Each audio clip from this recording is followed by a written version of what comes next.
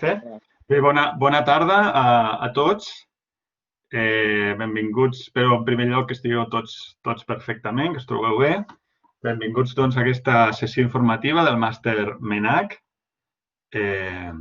la idea de la qual és simplement doncs, presentar-vos el màster, descriure-vos una mica les particularitats, en què consisteix, bàsicament, el desenvolupament d'aquest màster d'enginyeria agronòmica i després d'una introducció que faré jo amb una presentació on us descobriré una mica quines són aquestes particularitats, doncs la idea també és que la sessió sigui interactiva i que doncs, plantegeu, comenteu tots aquells aspectes que des de la vostra perspectiva i la vostra casuística personal doncs, us puguin interessar per tal de, eventualment, doncs, seguir el màster o cursar el màster l'any vinent. Veig ara mateix que sou 1, 2, 3, 4, 5, 6, 7 persones. O sigui que bona tarda a tots. Hi ha 2 persones més que en aquest moment s'estan intentant afegir. A veure si ho poden aconseguir. I ja començaríem la sessió.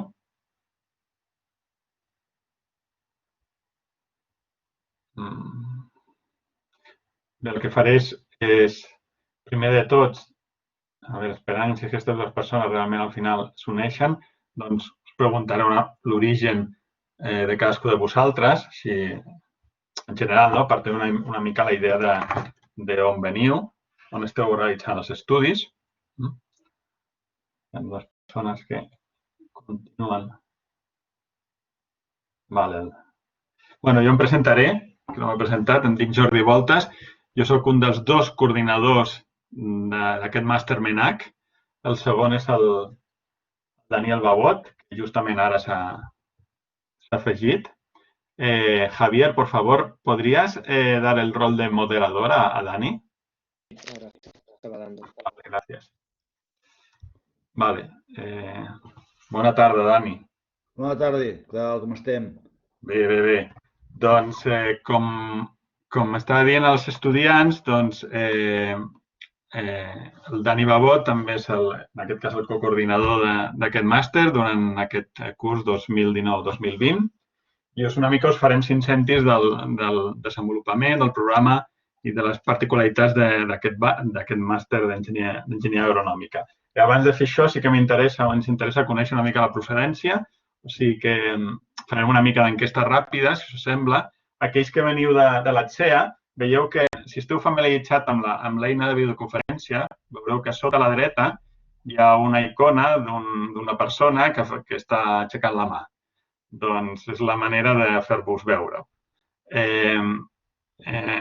En aquest sentit, quins de vosaltres veniu de l'ATSEA? Sisplau, si podeu aixecar la mà. 1, 2 persones, vale? Perfecte. Quins de vosaltres veniu de la Universitat de Girona? 1, 2, 3... Crec que 4. L'Eric, el Marc... No, l'Eric, el Marçal i el Marc, poder? Bueno, que ara m'he perdut una mica. Veig que... Vale, hi ha un Jordi, que és l'únic que queda. Ah, no, i el Xavi Marco. Hi ha algú que vingui de la URB, de Tarragona? No? I de la UPC?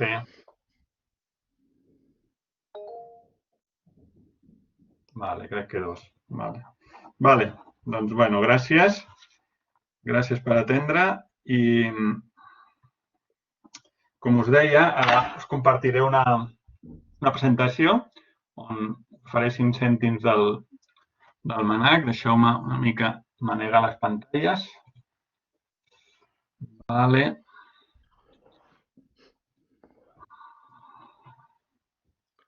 A veure si em deixa compartir. Perfecte. Vale.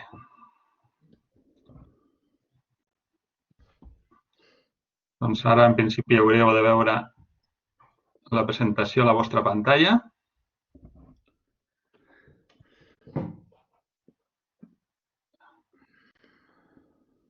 Encara, Sembla que no Costa una surt. mica, Jordi, però que... A veure... Aquí. Torna a intentar. Sí, ara. Vale. Ara, a mi jo ja la veig. Sí, sí, suposo que la resta també l'esteu veient. Vale? Doncs, us deia, us presentaré una mica les característiques d'aquest màster. En primer lloc, començant per l'objectiu del màster.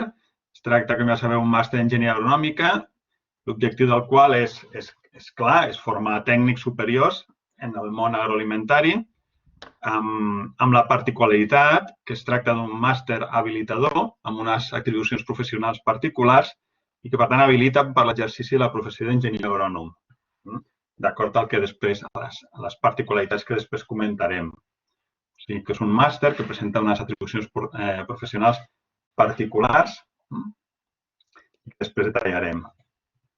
Doncs, el perfil professional que aconsegueix un titulat amb aquest màster és el d'un enginyer o enginyera que té capacitat per a la gestió, projecció i planificació d'un seguit d'activitats i processos de l'àmbit de l'agroalimentació. Doncs, entre aquests trobem la producció agrícola i ramadera, l'elaboració d'aliments, el disseny d'infraestructures rurals, la gestió del territori, el medi ambient, el màrqueting i l'economia agrària, entre d'altres. Tot això en un context de sistemes agraris sostenibles. Una altra persona, el Gabri, que s'ha afegit. Bona tarda, Gabri.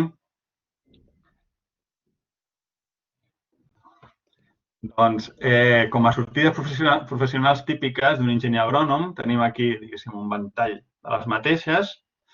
Trobem, entre altres, la gestió i direcció, per exemple, d'empreses de productes i serveis agraris, o bé l'exercici lliure de la professió, en termes d'oficina tècnica, desenvolupament de projectes, consultoria, peritació o direcció d'obres. També l'administració pública, diguéssim, és un embornal de professionals de l'enginyeria agronòmica, competents en agroalimentació.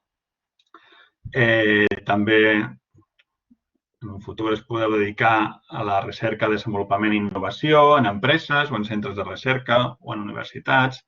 I també una possible sortida professional és la docència, tant en l'àmbit universitari com no universitari. Així, per resumint-ho d'una manera molt esquemàtica. Com us deia abans, el màster habilita per a la professió d'enginyer agrònom. Això vol dir que aquest màster presenta unes competències legals clares. Aquí teniu en aquesta diapositiva la diferenciació en el que seria els titulars en el grau d'enginyeria agrícola que condueixen una professió que és l'enginyeria tècnica agrícola, que imagino que són els estudis que ara mateix esteu la majoria o tots de vosaltres cursant. I, per tant, a partir d'aquests estudis de grau, això us permet assolir la professió d'enginyeria tècnica agrícola, que us permet presentar-vos als concursos públics amb el perfil d'enginyeria tècnica agrícola. Els estudis de màster, per una altra banda, s'habiliten per a l'exercici de la professió d'enginyer agrònom, condueixen a la professió d'enginyer agrònom i, per tant, us permeten presentar-vos a nivell d'administració als concursos i oposicions d'enginyeria agrònoma. D'acord? Bé, val a dir que aquest màster, l'experiència nostra, és que en els darrers anys la demanda de professionals que surten com a conseqüència d'haver cursat el màster és molt elevada. De fet, hem constatat que la inserció professional, després de molts pocs mesos des de la finalització dels estudis, ha estat en els darrers anys superior al 90%, o sigui que gairebé la inserció professional és d'un 100% al cap d'un any. Aquí teniu un exemple d'aquestes possibilitats d'inserció professional, que és simplement la transcripció literal d'una carta que ens va fer arribar un exalumne del màster. Això la va fer arribar fa pocs mesos.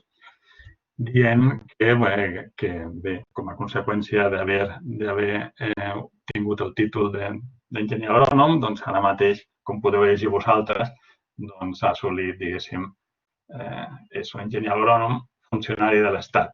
I bé, una carta simplement no és una fake news, és una carta transcrita literalment amb una persona exestudiant que té noms, com veieu aquí, i cognoms, i que bé, d'alguna forma ens agraïa, diguéssim, la qualitat de l'ensenyament i de la seva estada a l'ETSEA. Doncs bé, és un dels exemples de les possibles sortides professionals del màster, en aquest cas a nivell de l'administració pública de l'Estat. Bé, aquí tenim una taula que sembla una mica complexa, però el que us fa és un resum comparant el que seria el màster actual d'enginyeria agronòmica amb l'anterior títol d'enginyer agrònom i també comparant, diguéssim, el màster amb els estudis de grau. En realitat, el cas abans es deia enginyer agrònom, ara correspon al màster en enginyeria agronòmica, com teniu aquí. És el mateix, simplement han canviat de nom, perquè habilita, com us deia abans, per la professió d'enginyer agrònom. I a resultes d'això hi ha un col·legi professional que permet l'accés, el Col·legi Oficial d'Enginyers Agrònoms. Tot això m'imagino que ja ho sabeu. L'important potser d'aquí és ressaltar les atribucions actuals d'un enginyer agrònom, que són totes les atribucions possibles de la professió. I això una mica contrasta, com no pot ser d'una altra manera, diguéssim, amb les atribucions pròpies dels estudiants de grau, dels futurs professionals del grau en enginyeria agrícola que condueixen a l'obtenció del títol d'enginyer tècnic agrícola. Perdoneu, però a vegades el punter em fa algunes coses rares. En el cas dels enginyers agrícoles, doncs, com sabeu, les atribucions professionals són les pròpies de cadascuna de les 4 especialitats. És a dir, un senyor o senyora que realitza la menció en hortofruticultura i jardineria, atribucions professionals només de l'àmbit de l'hortofruticultura i jardineria. I així successivament. Cal ressaltar que les atribucions professionals pròpies d'un màster d'enginyer d'una persona que ha obtingut el màster d'enginyer agrònom són totes les de la professió. Això vol dir que a nivell del marc espanyol d'educació superior correspon a un nivell 3, des del punt de vista del professional a nivell de l'entorn públic, doncs correspon a una categoria A1, mentre que un titular en un grau té una categoria A2, diguéssim, amb les repercussions a nivell d'atribucions i sous que això representa. Bé, dit això, val la pena ressaltar que aquest és l'únic màster que s'imparteix a Catalunya i que ens habilita o habilita els seus egressats oficialment per a l'exercici de la professió d'enginyer agrònom. I, com us deia, és un màster interuniversitari, doncs, on els corresponsables són la Universitat de Girona, la Universitat Politècnica de Catalunya, la Universitat Rovira i Virgili i la Universitat de Lleida. La Universitat de Lleida, en aquest cas, la coordinadora del màster. Bé, anem a comentar alguns aspectes relacionats amb l'accés i desenvolupament del màster. L'accés típic per part dels estudiants en aquest màster és a partir dels graus que habiliten per la gestió de la professió d'enginyeria tècnica agrícola. És a dir, els 4 graus que he comentat abans, amb les 4, el grau, bàsicament, amb les 4 seves mencions que comentàvem abans. Si em permeteu anar una mica enrere, són aquests graus amb les mencions de tecnologia d'hortofruticultura i jardineria, tecnologies d'explotacions agropecàries, mecanismes i construccions rurals i indústries agràries alimentàries. L'accés és directe a partir d'aquests graus, d'aquest grau i les seves 4 mencions, però també hi ha l'opció d'accedir al màster a partir de graus afins. En aquest cas, mentre que en el primer cas l'accés directe, no sé si us trobeu en algun, si algú de vosaltres no no pretén accedir a través d'un grau que habilita a la professió d'enginyer tècnic agrícola. Si així fos el cas, doncs l'oportunitat de cursar el màster s'analitzaria cas per cas. Llavors parlem de graus afins. Per exemple, un típic grau afí, en el cas de la pròpia ETSEA, seria el grau en enginyeria forestal, que cada any sol haver una persona que està interessada en accedir al màster a partir d'aquest grau d'enginyeria forestal. Això vol dir que ha de cursar un seguit de complements fins a un màxim de 30 crèdits per tal de, diguéssim, igualar el seu nivell amb el nivell de les persones que accediu a un grau d'enginyeria agrícola. D'acord? Llavors, el que és un grau afí s'ha d'analitzar cas per cas i si la comissió d'estudis ho creu oportú, doncs la persona que accedeix en el màster a partir d'aquests graus afins hauria de cursar uns complements que com a màxim poden suposar fins a 30 crèdits ECTS. D'acord? La idea, com us deia, és igualar els nivells d'entrada en el màster. Bé, el màster, com penso ja sabeu, té una durada d'un any i mig, són 90 crèdits ECTS i es troba estructurat de la següent manera. Tenim un conjunt de 66 crèdits que conformen la part obligatòria, les assignatures obligatòries del màster, amb el matís que ara comentaré. 12 crèdits són optatius, però que són ampliables en relació al que ara comentaré. Finalment, per assolir el còmput total de 90 crèdits, el treball final de màster representa 12 ECTS. Si sumeu aquests números, us donen el total de 90 ECTS.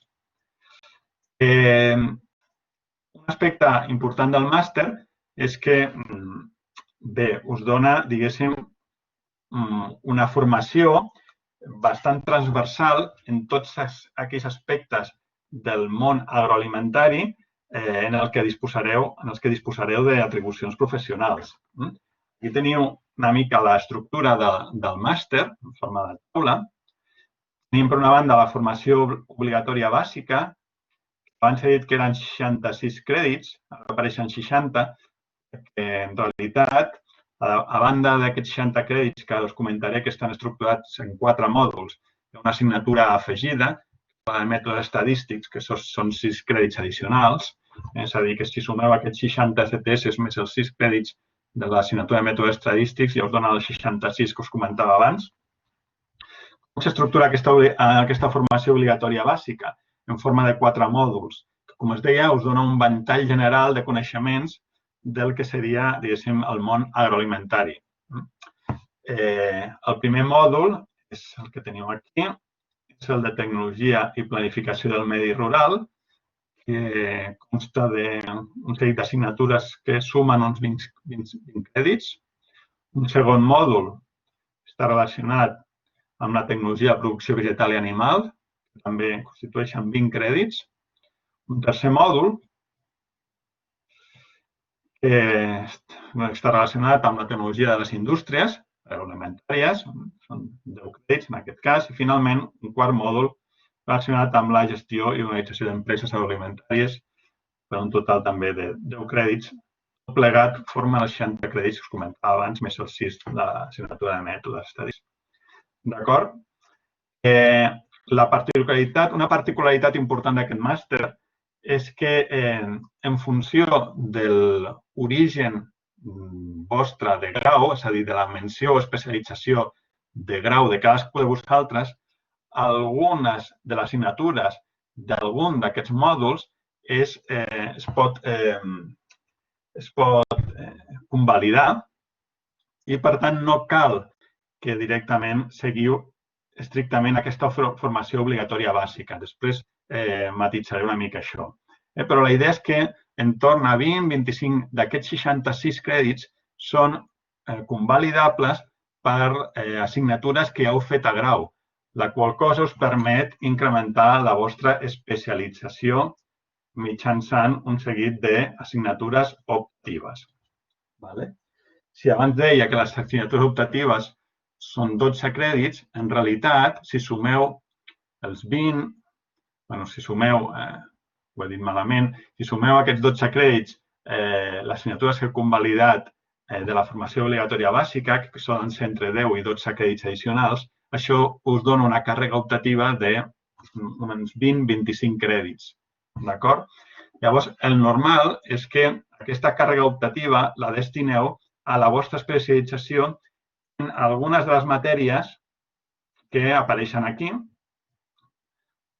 que ara comentaré: gestió de sòls i aigües, protecció integrada de cultius, sanitat i producció porcina, gestió i innovació de la indústria agroalimentària, tecnologies facilitadores per a la indústria alimentària i de bioprocessos, biotecnologia, gestió d'empreses i, finalment, hi ha un àmbit d'especialització que no està aquí inclòs, la fructicultura. Cadascun d'aquests àmbits d'especialització corresponen a màsters específics, bé de la XEA de Lleida o bé d'altres màsters que actualment es cursen bé a la Universitat Rovira i Virgili, a Girona o a la UPC. Després comentarem una mica breument això. Bé, a més, o com a alternativa a aquesta formació optativa especialitzada, aquesta optativitat la podeu desenvolupar en forma de pràctiques en empresa o bé en termes de mobilitat, és a dir, acudint a universitats de l'Estat o de l'estranger, per exemple, acollint-se al programa Erasmus. La qual cosa, si algú té interès en assolir una especialització que no està inclosa dintre d'aquests 8 àmbits que us he comentat abans, doncs podria assolir-la a través d'una mobilitat a l'estranger, per exemple. I, finalment, tenim el que us comentava d'un treball final de màster de 12 crèdits. D'acord? Per suposat, si teniu alguna pregunta o comentari, em podeu interrompre. Simplement aixequeu la mà i ho parlem. Si no, després farem un torn obert de preguntes o dubtes. Com es cursen aquests 90 crèdits? Bé, començant per les matèries obligatòries, normalment no es cursen el primer curs del màster a la pròpia XEA a Lleida. En principi, si tot va bé i creuem els dits, aquest proper curs 2021 començarà el dia 5 d'octubre. Aquest primer curs està estructurat en trimestres, és a dir, no està estructurat en semestres, sinó que està constituït per 3 trimestres. El primer va d'octubre a desembre, el segon de gener a març i, finalment, el tercer d'abril a juny. I cada semestre veurem que consta d'un seguit de fins a 4 assignatures. Hi ha també una altra particularitat important d'aquest màster, és que les classes són presencials, però es duen a terme de dilluns a dimecres setmanalment i durant els matins. Això vol dir que això us permet fins a cert punt compatibilitzar l'assistència a les classes amb una feina o amb l'assistència a un segon màster. El que permet, com després segurament us comentarà el Dani amb una mica més de detall, doncs compatibilitzar aquest màster amb un dels màsters que abans us presentava i que després comentarem amb una mica més, o tornarem amb ells. Qualsevol d'aquests 8 que us presentava abans. O sigui que la idea de concentrar les classes de dilluns a dimecres durant els matins és precisament facilitar-vos la vida en el sentit que potser algú de vosaltres treballa o potser algú de vosaltres té la intenció de realitzar un segon màster alhora que realitza aquest màster d'enginyeria agronòmica, que és una cosa que intentem facilitar, per altra banda. Sense ànim d'entrar en detall, aquí teniu les matèries obligatòries del primer any. Per exemple, el primer trimestre, d'octubre a desembre, aquestes 4 assignatures. Normalment, els trimestres consten d'assignatures que són barreges d'assignatures pertanyents als mòduls que hem comentat abans. Per exemple, el mòdul de producció vegetal i animal, amb una assignatura, per exemple, aquesta assignatura seria del mòdul de producció vegetal i animal, o aquesta també, que està present, per exemple, en una assignatura del mòdul de tecnologia rural o de mètodes estadístics. La idea és anar barrejant assignatures de diferents mòduls.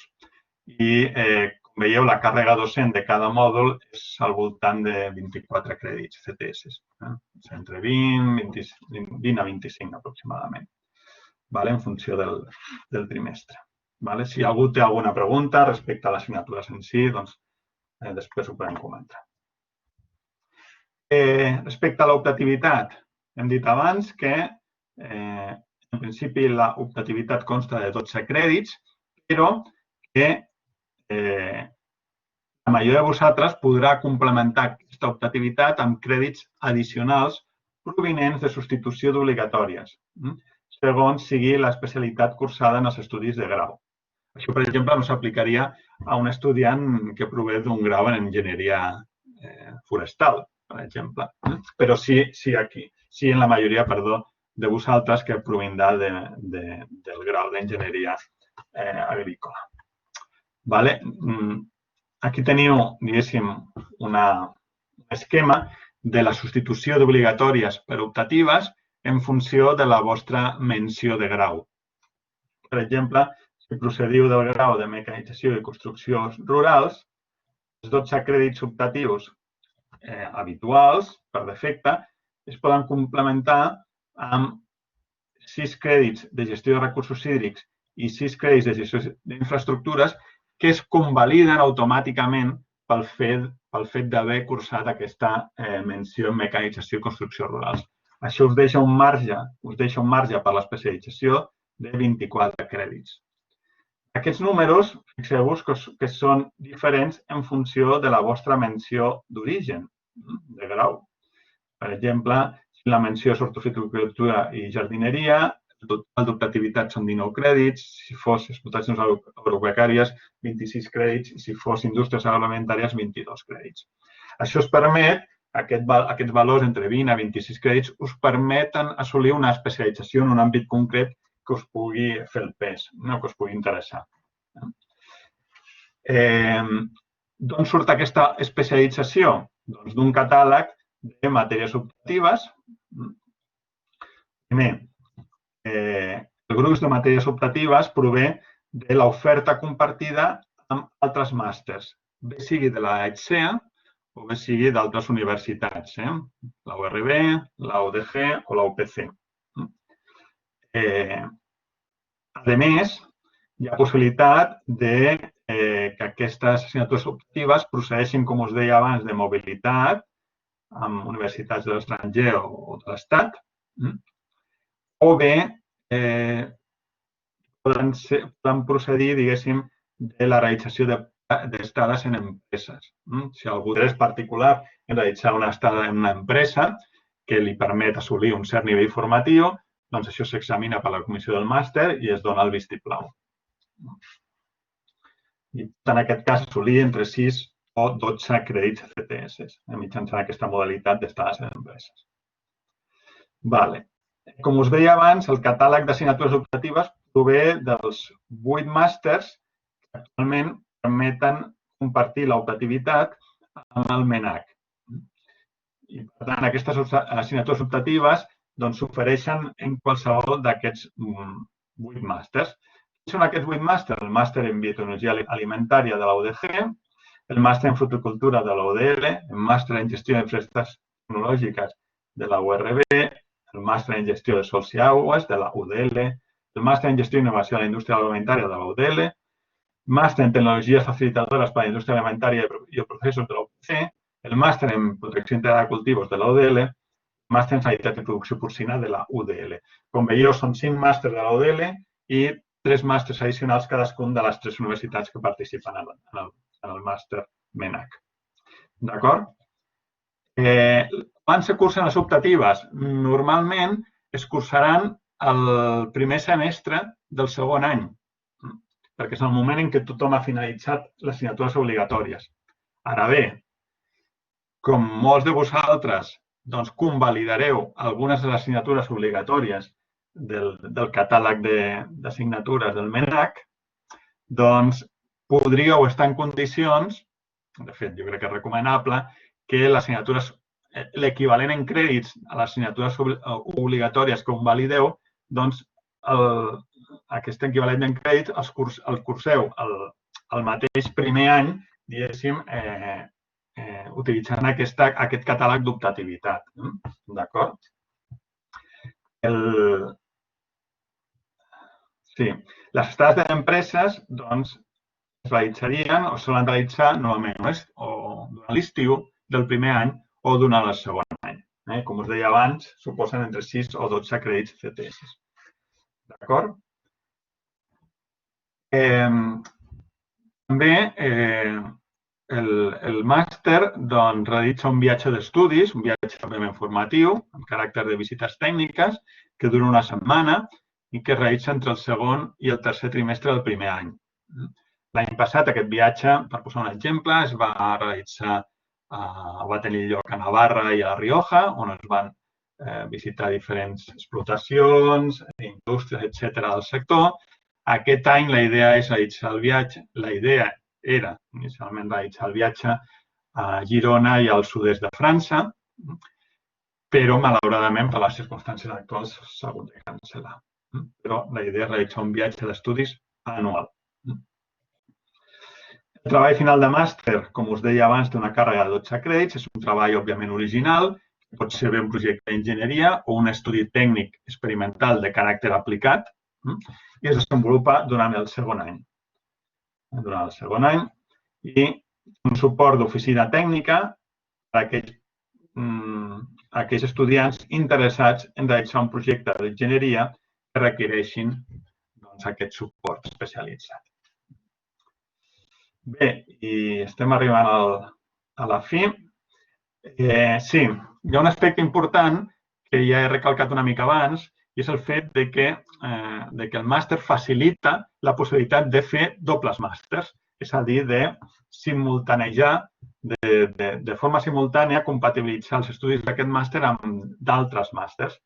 I amb d'altres màsters em refereixo al catàleg de 8 màsters que hem comentat abans.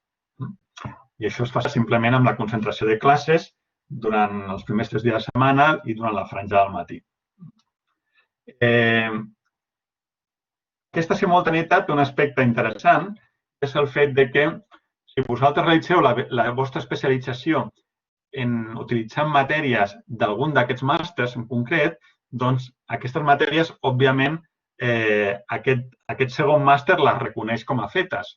I això vol dir que, diguéssim, la durada d'aquesta simultaneïtat de doble màster a la pràctica vol dir que es redueix en torn a 6 mesos, un semestre. Podem reduir la durada dels 2 màsters en 6 mesos, pel fet d'aquesta convalidació d'assignatures optatives que apareixen també en aquest segon màster. Hi ha una altra possibilitat, que és la formació dual, que consisteix en una formació conjunta entre la universitat i una empresa del sector i que vol dir que l'assoliment d'aquestes assignatures optatives es pot realitzar mitjançant, diguéssim, la col·laboració amb una empresa del sector. I això s'ha de fer un estudi cas per cas i en aquest cas aquest any hi ha una persona que està fent aquesta formació dual amb una empresa del sector. Bé, aquí teniu doncs una mica com s'involucra o es contextualitza, millor dit, el màster d'Enginyeria Agronòmica en relació a tota l'oferta de màsters de l'ATSEA i de les 3 universitats que també participen en el màster MENAC. I, doncs bé, en qualsevol cas, com us deia abans, hi ha la possibilitat de compatibilitzar aquest màster MENAC amb qualsevol d'aquests 8 màsters i s'ofereixen facilitats per fer això. Finalment, aspectes de més índole pràctica. La prescripció es fa online i el primer termini finalitza el 30 de juny i hi ha un segon termini d'inscripció fins al dia 3 de setembre. Tenim informació detallada del màster a la pròpia web del màster d'Enginyeria Agronòmica i bé, ara el Dani us comentarà algun aspecte més relacionat amb la informació que podeu trobar a la web i que pot ser també d'interès per a vosaltres. Dani, si et sembla bé, doncs continues tu. Si hi ha alguna pregunta doncs, i la voleu efectuar ara, endavant. Si no, li cedeixo la paraula al Dani i que ens comenti el que vol. Bueno, jo bona tarda a tots. Per començar, no sé si em sents bé, Jordi? Sí, perfecte. Més o menys? Vale, perfecte. Pràcticament quasi ho has explicat tot. Jo intentaré compartir un dels exemples de simultaneïtat que teníem al final. A veure si aconsegueixo compartir el fitxer. Un segon.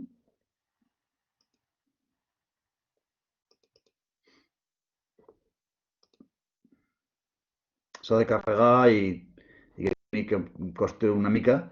Espero que ho tenia ja quasi preparat, però veig que li costa.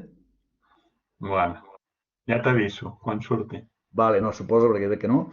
Bueno, mentrestant, si, com diu el Jordi, voleu fer alguna pregunta de tipus, de qualsevol tipus dels dubtes que tingueu, perfecte. I si teniu algun cas particular o personal que vulgueu afegir, doncs també. El que el Jordi us ha comentat de simultaneïtat és una forma que creiem que d'aprofitar molt bé la doble, diguem-ne, voluntat del màster enginyer agrònom com a màster no tant d'especialització, sinó d'ampliació transversal de coneixements i competències, amb la possibilitat de fer un altre màster que sí, els altres màsters tots tenen entitat, diguem-ne, d'especialització.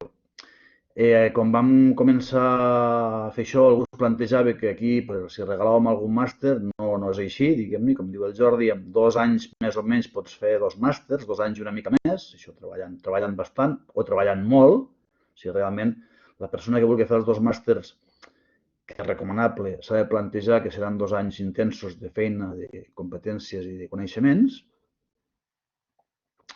I al final s'han de complir les competències dels 2 màsters, no és que hi hagin rebaixes en cap dels 2. Una de les avantatges que hi ha és el fet de que les matèries que es fan als 2 són tronc comú i, per tant, només es paguen una vegada, no es paga un cost addicional per fer 2 màsters sempre que es facin de forma simultània i la veritat és que hi ha un percentatge d'entre un 20 i un 30 d'alumnes que està fent aquest tipus de formació.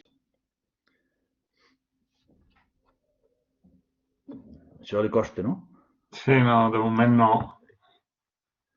Bueno, jo crec que potser millor obrir un torn de paraules, de preguntes, perquè la major part de les coses, Jordi, les has dit tu, no? Si vols, Dani, intento compartir jo el PowerPoint que em vas passar. No sé si ja tens... Sí, és el mateix, l'únic que he fet ha sigut retocar alguna cosa, però que no... O sigui, és el mateix. Jo si vols, mira, te'l vaig passant, faig de... A veure... Intenta-ho, no? Ves en aquella que hi ha la simultaneïtat entre Menac i Saproport, que el conec bé. Sí. I utilitzem el teu, perquè veig que aquí això no tira. La tinc, vaig intentar compartir-la ara. Vale. Compartir aplicació en pantalla. Crec que és aquesta, sí. Vale, ara hauria de sortir. Sí, tot surt, a mi no, per tant, si vols pots anar avançant fins a... perquè això... Vale, avanço.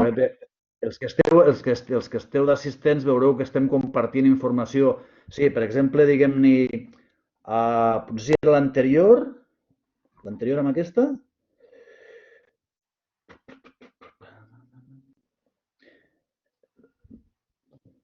Anterior? No, dos més endavant, crec. Tira més endavant, la següent. Aquesta d'aquí, per exemple, ¿vale? Fixeu-vos, espera a veure si aconsegueixo... És que jo tinc un altre problema a l'ordenador, és que la meva pantalla, perquè el meu portàtil no es veu tot, però si us fixeu, la veieu tots aquesta taula? La veus tu, Jordi? Si no, suposo que ells també. Jo la veig perfecta, ara. Vale, perfecte. Suposo que els assistents també. Si no veieu res o no ho enteneu, dieu. La primera columna, que és la columna de l'esquerra, hi ha les assignatures del màster Menac. En el format, diguem-ne, antic de semestre 1, semestre 2, però són les mateixes assignatures pràcticament.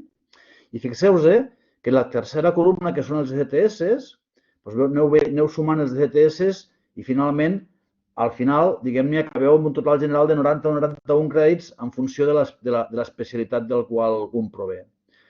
A la tercera columna hi ha les assignatures que cursarien com a optatives o com a tronc comú a la sanitat de producció porcina, que és un màster de 60 crèdits, i aquestes assignatures que estan amb un, jo veig un color blau o lila, no sé si les veus així també, que són el mòdul 1, condicionants estructurals, és que no puc marcar amb el llapis perquè no el tinc el llapis, jo, saps, Jordi? Ja, jo si vols t'ho marco. Aquí a la vora de la pantalla. Aquestes d'aquí, aquests 9 crèdits del mòdul 1, els 9 crèdits del mòdul 2 i els 9 crèdits del mòdul 3 són els que serien assignatures que conformarien l'optativitat i, per tant, aquestes assignatures només es cursen una vegada i es paguen una vegada, de forma que, en el fons, fem 91 més 60 crèdits en l'entorn dels 2 anys. I hi ha un cost també més barat, més assequible, que no el pagament de tot el paquet general dels 60 més 90 crèdits. En aquest cas particular, com a exemple, com el Jordi ha dit, el màster MENAC fa les classes dilluns, dimarts i dimecres pel dematí i el màster SAPROPOR fa les classes, en aquest cas particular, dijous i divendres, matí i tarda. La resta de màsters del campus universitari d'ETSEA fan les classes per les tardes, majoritàriament. De forma que això ja es va dissenyar així per facilitar el poder fer els 2 màsters a la vegada. Per tant, tot està muntat una mica, o ho han muntat una mica, per poder encaixar-ho, tant amb màsters de la UDL. En el cas de màsters de fora de la UDL, la idea, com diu el Jordi, és intentar fer-los en el primer semestre del segon any. O començar a fora, en el primer semestre del primer any, i fer el màster MENAC en el segon semestre del primer any i primer semestre del segon any. O sigui, possibilitats en teniu. No sé si teniu alguna pregunta, perquè jo crec que no cal, diguem-ne, insistir més. L'altra cosa que potser, si vols, unes quantes més enrere d'aquesta, hi ha una que hi ha les diferents coses així específiques de personalització. Jo et pararé, si vols, d'estirant avall. Una mica abans que aquesta, abans d'aquesta, aquesta d'aquí. Però, clar, com que està en format presentació... A veure si es veu tot... No, no es veu. Era l'anterior. Bé, amb aquesta, diguem-ne, jo almenys no ho veig, ara surt, ara, li ha costat però ara surt, perfecte. Bueno, la idea, una de les idees complementàries que ja fa uns quants anys que vam intentar, diguem-ne, ficar en marxa en el màster, és que, com que no sereu molts alumnes, l'objectiu d'aquest màster està en torn als 20 alumnes, a nivell acadèmic creiem que és el millor, ni molt pocs, perquè és avorrit i fa poc, diguem-ne, caliu de grup, però tampoc molts, perquè llavors entrem en un model de formació que a vegades no és de prou qualitat. Per tant, un dels nostres objectius és fer una atenció personalitzada abans d'entrar al màster i durant tot el màster. Per tant, avui ja comencem amb aquesta atenció personalitzada a les persones que esteu aquí a la sessió, per tant, penseu que nosaltres estem a la vostra disposició per ajudar-vos. El segon bloc, ja n'hem parlat, és la simultaneïtat i doble titulació. El tercer bloc que el Jordi ha plantejat és la formació en empresa. Tenim la sort d'estar, diguem-ne, en la, diria jo, si em permeteu l'expressió, la millor àrea geogràfica agroramadera d'Espanya, segurament, però potser també d'Europa, no? Tenim moltes coses d'agroramaderia a Catalunya i al voltant de Catalunya, importants, amb moltes empreses importants, i per tant creiem que no hem de desaprofitar la possibilitat que donen les empreses d'aprendre amb elles, en formació dual o en formació compartida. La formació dual, per se, requereix un vincle, diguem-ne, amb contracte d'aprenentatge amb l'empresa i una interacció formativa. I finalment, ens va semblar interessant posar en marxa i estar en marxa el que en diem oficina tècnica, que és tot un conjunt de companys de les 4 universitats que us ajudaran a cadascú de vosaltres en l'itinerari formatiu, però sobretot al treball final de màster, amb temes d'enginyeria, diguem-ne, de constructiva, d'enginyeria de disseny o amb dimensionament de processos. Tot això fa una mica, que volem que sigui una mica un bagatge, diguem-ne, que us permeti sentir-vos acollits i, diguem-ne, apoyats durant l'any, any i mig, que esperem que pugueu estar amb nosaltres. Jordi, jo no tampoc crec d'afegir res més. Si ells volen preguntar alguna cosa, doncs seria interessant, no? Sí, totalment. Sí, totalment, totalment. Ara és el vostre torn. Qualsevol dubte, pregunta, doncs és el moment de plantejar-la. O sigui que endavant.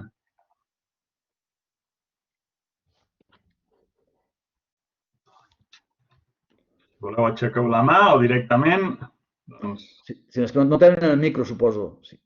a veure, no. Hi ha 9 persones ara mateix. Bueno, a veure, el micro el poden activar en el moment que vulguin. Si voleu fer la pregunta a través del xat, tant és. Exacte. Si teniu alguna dubte, inquietud, alguna que us preocupi, doncs és el moment de... Una altra cosa que volem afegir, el Jordi i jo, és que és important que si voleu fer el màster us preinscriviu el abans possible. Quan us preinscriviu, des del màster sabem que existiu. Bueno, avui ja sabem que existiu sense preinscriure-us, només per haver estat aquí, però només tenim un nom, no? Un noi que es diu Marc. No sé si el Marc i el Marc Gómez són el mateix. Potser sí, potser no. Quan us preinscriviu, diguem-ne, ja tenim una connexió, demostreu l'interès i a partir d'aquí, diguem-ne, per descomptat, se us guarda la plaça. I un altre matís que a vegades la gent per preinscriure's no cal tindre el títol de grau. Pots preinscriure sense tindre el títol de grau. Si has de tindre el títol de grau a la matrícula. A veure, algú preguntava... Sí, com funciona la mobilitat, no? Si és per fer assignatures obligatòries. Xavi Marco. A veure, bona pregunta. Tu això ho saps, Dani? Perquè les optatives està clar que sí. Evidentment, la mobilitat via Erasmus es pot fer amb assignatures optatives i obligatòries.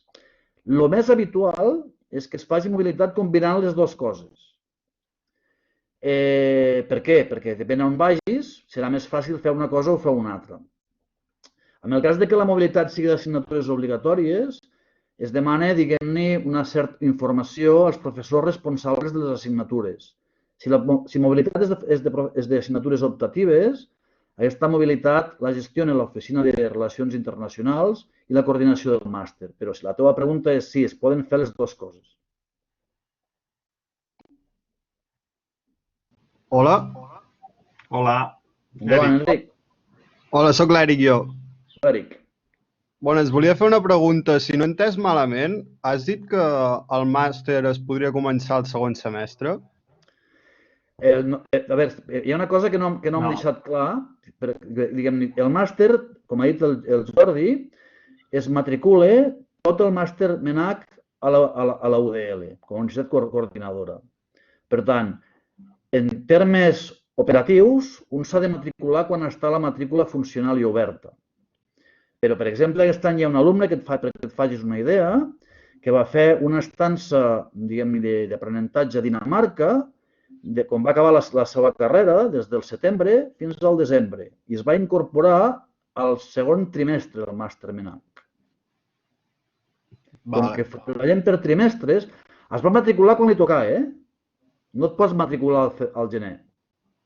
Ara sí que pots, diguem-ne, incorporar-te al gener amb el bloc, al gener per dir alguna cosa, el segon trimestre, perquè el tercer pràcticament és al final, amb el bloc d'assignatures que en aquell moment es comença.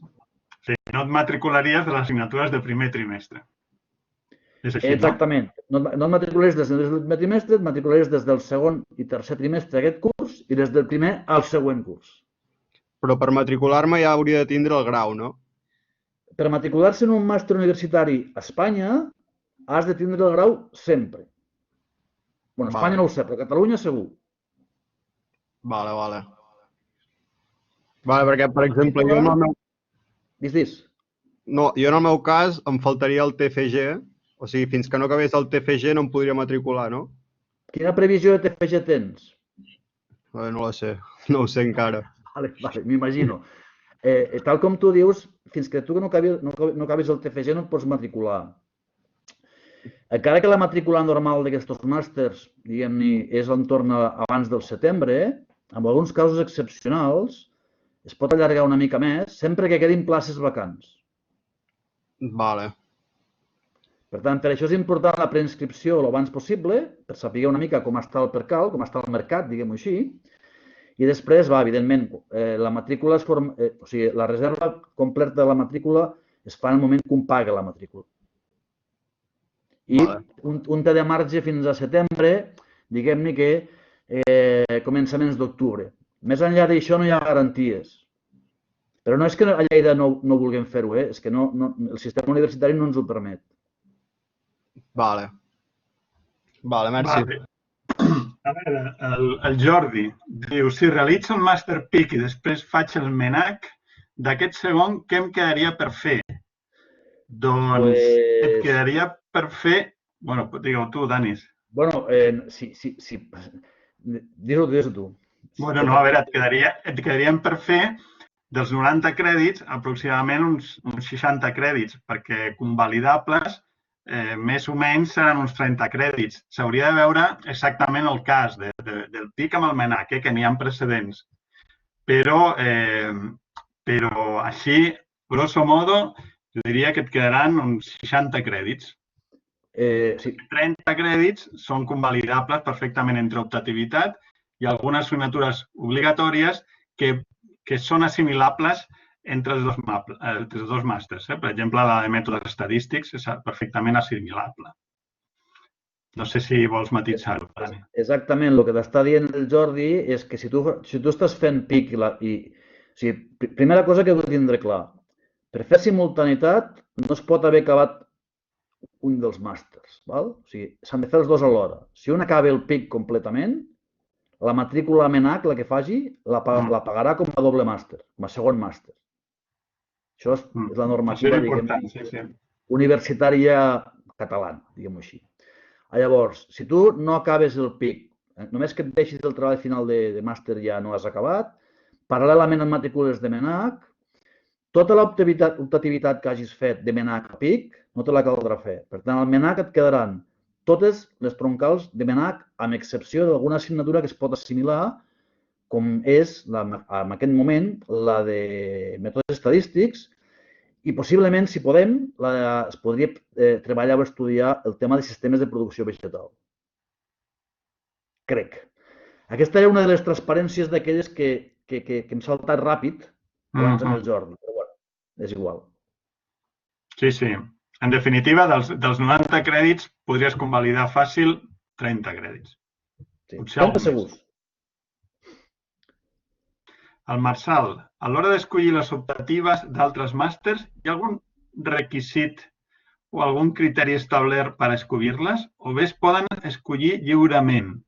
Sí, hi ha una norma, no sé si escrita, però que apliquem i així està dissenyat el sistema administratiu, és que un s'ha de matricular totes les optatives d'un sol màster d'especialització. Fins ara no han permès, perquè el que pretenem és que es faci una especialització, no que un, diguem-ne, seleccioni el que li interessa més, el que és més fàcil de fer, diguem-ho així. I per tant, ara, a quin màster d'optativitat vols anar, això ho decideixes tu. Exactament. Al màster MENAC, l'optativitat sempre és per blocs. El picoteo, diguéssim, a priori no li veiem gaire sentit. Si algun moment s'ha de permetre, que igual sí, serà a demanda i d'una forma extremadament molt justificada des d'una perspectiva de formació, no d'especulació.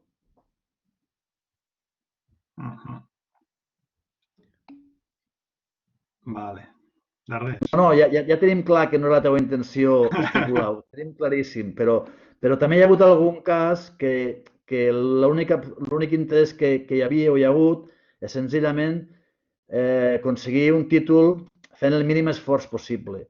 Jo, que ja porto uns quants anys a la universitat i he sigut coordinador de màsters els últims 15 o per ahí, crec que els màsters, com altres coses de la vida, s'han de disfrutar. S'ha d'intentar no patir-los. I, per tant, per disfrutar-los s'ha de treballar i aprendre. Llavors, si aquesta és la premissa, crec que com a alumnes, evidentment, l'especulació no té sentit. Vinga, més dubtes, preguntes.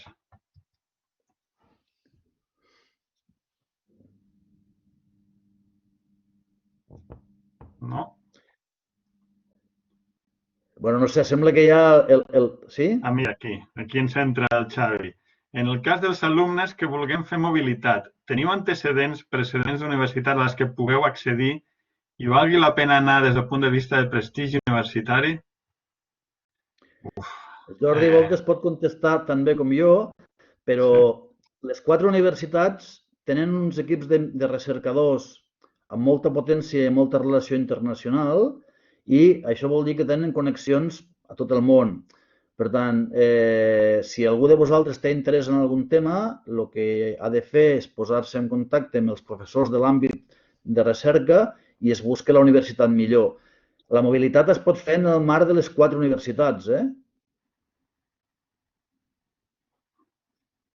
Sí, o sigui, això us podem ajudar a vosaltres a articular-ho.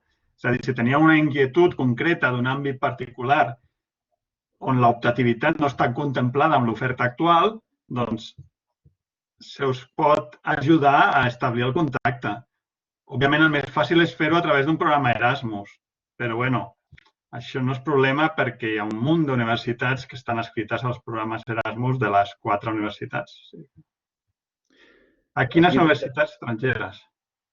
És que no ho sé, des de Wageningen,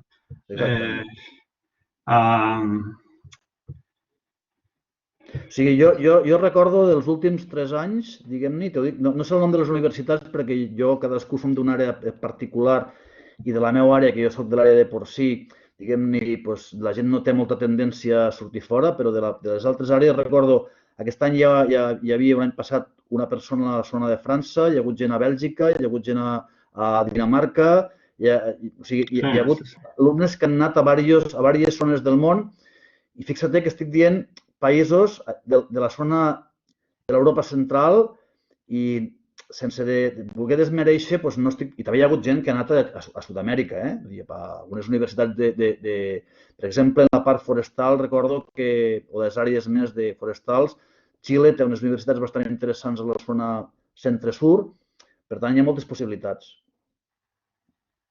Poden realitzar assignatures optatives en altres universitats.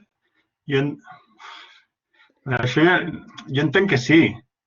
A veure, sempre hi hagi acords bilaterals, no?, amb aquestes. En aquest cas particular, Jordi, el màster interuniversitari va obrir un paquet, que és la mobilitat nacional i internacional, justament pensant en això. Per exemple, us ficaré un exemple d'un màster que aquí no surt perquè sempre el deixem una mica de costat, però és el màster en millora genètica vegetal de l'IAM. Aquest és un màster que també està consorciat amb nosaltres i també es pot fer l'optativitat. I si algú tingués interès en anar a fer l'optativitat, jo què sé, a la Universitat d'Extremadura, amb alguna cosa, diguem-ne, que fos d'interès, una mica la idea de fer els estudis personalitzats va en aquesta línia. És a dir, s'estudia cada cas i es busca la millor opció. Per tant, la resposta és, a priori, sí.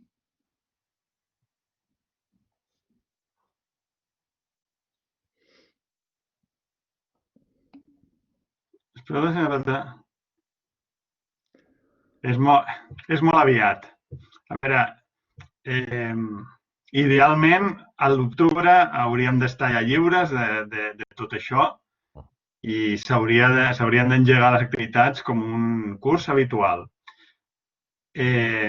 Òbviament, si això no succeeix i creuem els dits, doncs haurem d'implementar alternatives. Sí, sí. El segon trimestre d'aquest curs acadèmic i el tercer trimestre s'estan executant en virtual, perquè no ho podem fer de cap més manera. Per tant, al setembre-octubre, com diu el Jordi, tots desitgem que ho puguem fer presencial perquè creiem i estem completament convençuts que el cara a cara té valor. Encara que no ho sembli, el cara a cara té valor.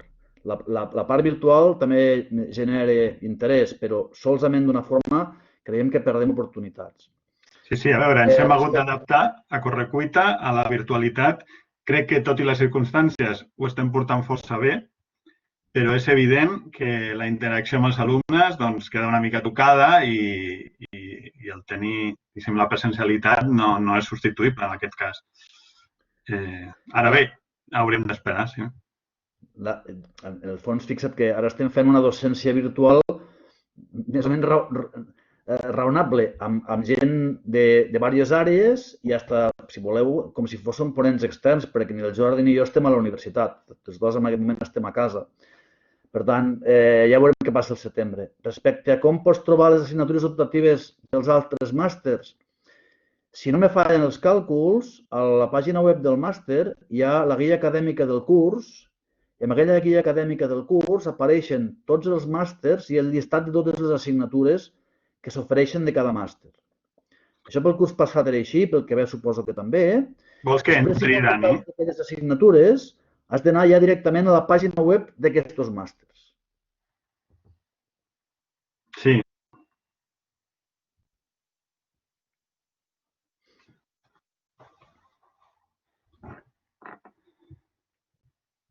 Bueno.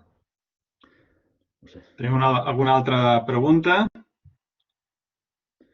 Sembla que ja no, però no sé, donar-vos les gràcies a tots per haver-nos acompanyat aquesta mitja tarda.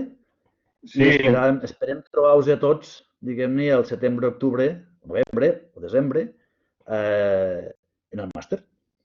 Sí, insistir que si teniu algun dubte en particular, doncs que ens contacteu sense problemes per correu electrònic i us mirarem de respondre aviat.